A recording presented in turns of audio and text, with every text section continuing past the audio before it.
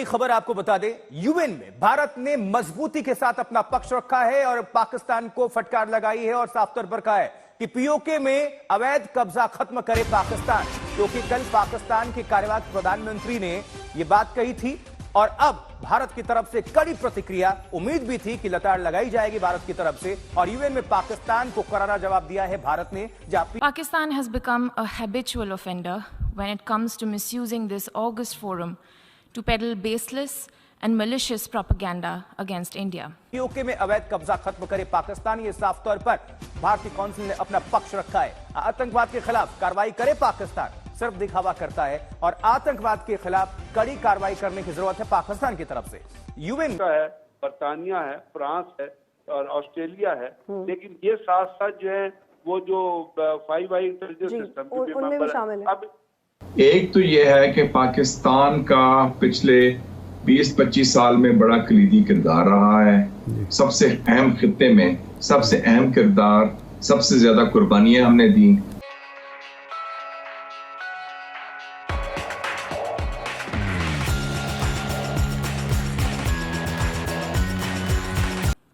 Member states of the United Nations and other multilateral organizations are well aware that Pakistan does so to deflect the international community's attention away from its own abysmal record on human rights.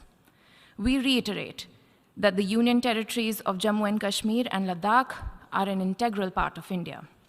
Matters pertaining to the UTs of J&K and Ladakh are purely internal to India. Pakistan has no locus standi to comment on our domestic matters. As a country with one of the world's worst human rights records, particularly when it comes to minority and women's rights, Pakistan would do well to put its own house in order before venturing to point a finger at the world's largest democracy.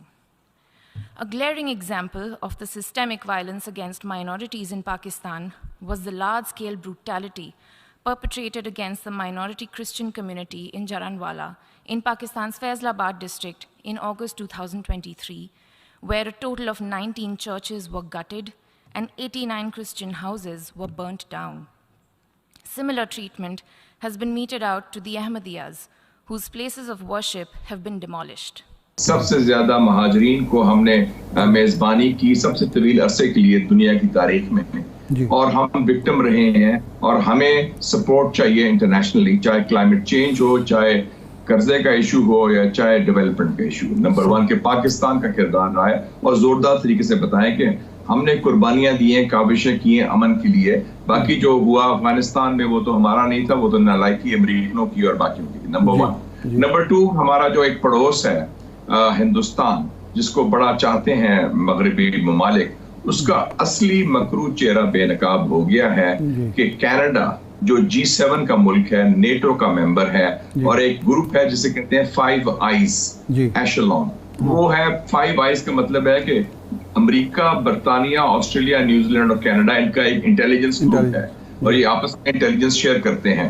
उन्होंने तस्दीक की है कि हिंदुस्तान के raw ने, intelligence agency ने, हिंदुस्तान की रियासत ने कनाडा की सरजमीन पर एक कैनेडियन बाशिंदे को मंसूबाबंदी के बाद कत्ल किया है, जो एक बहुत बड़ी एक जुर्म है इंसानियत के खिलाफ, बैनुल-अक़वामी क़वानीन के खिलाफ, और ये तो इसके ऊपर सजा मिल सकती है, उनको सैंक्शन लग सकते हैं। तो इसका मेरे ख्याल में, और ये जिक्र करें कि अंदरूनी तौर पर वो फाशिस्ट हैं, बैरूनी तौर पर वो रियासती दहशतगर्द हैं। ये है असलियत हिंदुस्तान की, जो इस वक्त अमेरिका और बाकी सब लोग कह रहे हैं हमारा हलीफ है और जमहूरियत है। और तीसरा ये है कि जो आलमी नया तब्दीली आ रही है, जैसे अल्लामा इकबाल ने कहा था, देख मशरिक से उभरते हुए सूरज को देख, कि जो एशियन सदी आ रही है उस सदी में पाकिस्तान उसका हिस्सा है। हम नहीं चाहते कि एक नई सरजंग हो। हम समझते हैं कि अमेरिका और चीन के ताल्लुकात अच्छे होने चाहिए और हम किसी नई सरजंग का हिस्सा नहीं होंगे।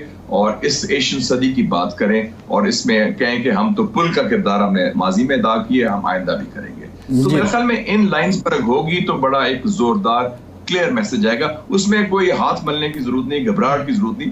ठक ठक ठक टिका के खुल के बात करें तो फिर बात बनेगी। हिंदुस्तान ने कोई मौका नहीं पड़ा पाकिस्तान के खिलाफ प्रोपेगेंडा करने के, पाकिस्तान को बदनाम करने में, और हम हमेशा जब मौका आता है हम वो मौका जाया करते हैं, तो ये मौका अब जाया नहीं करते। अच्छा मिशा साहब, ये फरमाएं कि भारत ने ये जो गलती कहना चाहिए या हिमाकत कहना चाहिए, कनाडा में जाके अपने किसी जुर्म किया जी, कोई हिमाकत कुछ नहीं किया। नहीं, मैं सवाल जो कर रहा हूँ वो ये है कि ये उसकी कोई खुद एतमादी है कि पता है कि कनाडा के ताल्लुकात यूरोप से क्या हैं, अमेरिका से क्या हैं, फाइव आइव्स का भी आपने जिक्र किया, इसके बावजूद वहाँ टारगेट करना, और फिर एक तो दूसरा भी परसों वाक़या हो गया है, तो ये उसकी ज़रूरत से ज़्यादा खुद एतमादी है या हिमाकत है, या वो समझ रहा है कि मैं जिस तरह पाकिस्तान के साथ या नेपाल के साथ या बांग्लादेश के साथ करता रहा हूँ, वहाँ भी करूँगा तो मुझे कोई नहीं पूछेगा। आपको पता है इरशाद साहब के कुछ वाक़यात इधर भी हुए हैं। मई में लाहौर में एक वाक़या हुआ था एक सिख लीडर का, फिर पिछले दिनों मुजफ्फराबाद में कश्मीरी लीडर का भी हुआ है, और नेपाल में भी वाक़यात हो चुके हैं। तो ये जो हिंदुस्तान की जो रियासती दहशतगर्दी, जो टारगेट असैसिनेशन है, और आपको पता है कि रॉ का जो स्टेशन चीफ है कनाडा में, उसको निकाल दिया गया है। ये एक उनका ख्याल था कि हम मगरब में करेंगे, हमारे यार दोस्त हैं, चिड़े नहीं फड़केगी, जैसे पंजाबी में कहते हैं, कोई क्या फर्क पड़ता है, हम पकड़े नहीं जाएंगे। तो ये खुद आई थिंक ओवर कॉन्फिडेंस था, उन्होंने पकड़ भी लिया, और आज उन्होंने ये भी कहा है कि ये सिर्फ हमारी रिपोर्ट नहीं, हमारा एक साथी है जो फाइव आइज का, उनकी इंटेलिजेंस एजेंसी ने भी तस्दीक की है। तो ये बहुत बड़ा जुर्म भी किया है और बड़ा संगीन इल्जाम भी लग गया है। पहली दफा एक धब्बा लग गया है हिंदुस्तान के हवाले से रियासती दहशतगर्दी का मगरब के अंदर। तो ये मेरे ख्याल में उनकी बहुत ओवर कॉन्फिडेंस था, और उनका ख्याल था कि जैसे हम इस इलाके में करते हैं उधर भी कर लेंगे तो क्या पता चलेगा। मुशाहिद साहब, सवाल ये है कि एक मोमेंटम बनाया जाए, फिर उसको एक्सेलरेट भी करना है, लेकिन हम ये भी फील करते हैं कि भारत जो है उसकी पॉलिसी में कोई प्रेडिक्टेबिलिटी नहीं होती, वो बहुत वेरिएशंस देता है।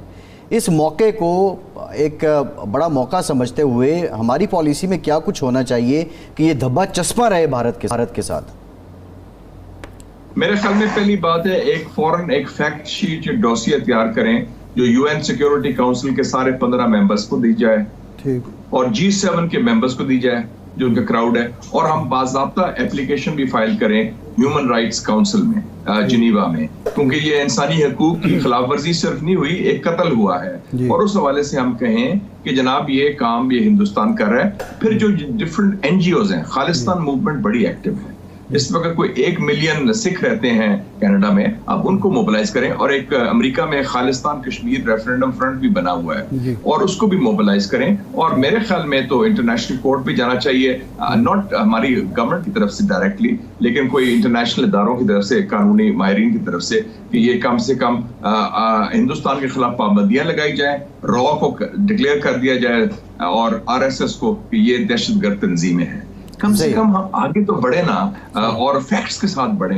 हमने, आपको याद होगा कि इमरान खान साहब की गवर्नमेंट में अक्टूबर 2020 में इंडियन स्टेट टेररिज्म पर एक डोसियर तैयार किया था 50 सफ़े का, और लेकिन हमने आगे पेश ही नहीं किया, जिसमें कहा था कि 87 ट्रेनिंग कैंप है हिंदुस्तान के पाकिस्तान के खिलाफ, 66 अफगानिस्तान में, 21 हिंदुस्तान में, और उसके बाद EU डिसइंफो लैब ने भी एक रिपोर्ट दी थी ब्रसेल्स से कि हिंदुस्तान पाकिस्तान के खिलाफ क्या करता रहा है। तो ये सारी बातें आप फैक्ट शीट तैयार करें, कोई रॉकेट साइंस नहीं, थोड़ी सी हिम्मत की बात है, और दानिशमंदी और दलेरी के साथ आगे चले। जी, अब इनको कंफर्म है कि भारत ने दहशतगर्दी की है।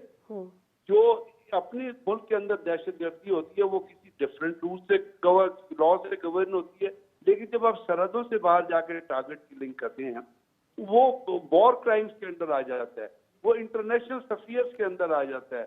वो बुनियादी तौर पर यूनाइटेड नेशन का चार्टर है जो आपको, हर मुल्क को ये गारंटी करता है कि वो अपनी सॉवरेनिटी को बरकरार रखे और किसी फॉरेन एलिमेंट्स को इंटरफेयर न करने दे। ये उस UN चार्टर की खिलाफ वर्जी है। इसका तो स्टेट ऑफ ए मुकदमा जो है वो इंटरनेशनल कोर्ट ऑफ जस्टिस में और यूनाइटेड नेशंस में जाना चाहिए, उसका मुद्दई जो है वो यूनाइटेड नेशंस को होना चाहिए। लेकिन क्योंकि यूनाइटेड नेशंस का भी कैरेक्टर चेंज हुआ है, वो यूनाइटेड नेशन तो रही नहीं है, वो यूनाइटेड नेशन कॉर्पोरेशन बन गई है, और वो जो है दहशतगर्दी भी सपोर्ट करती है, और उसके साथ वो दुनिया के मुल्कों को जंग करने का भी परवाना देती है। जैसे अमेरिका को परवाना दिया कि लिबिया को मार दो, अपना इराक को खत्म कर दो, अफगानिस्तान को खत्म कर दो। तो इन हालात में ये जो किलिंग है ये 5, 6, 8, 10 दिन तक वावेला होता रहेगा। आपको पता है एक और भी वहां पे कत्ल हो गया, विनीपेग में एक सिख है उसको मार दिया गया।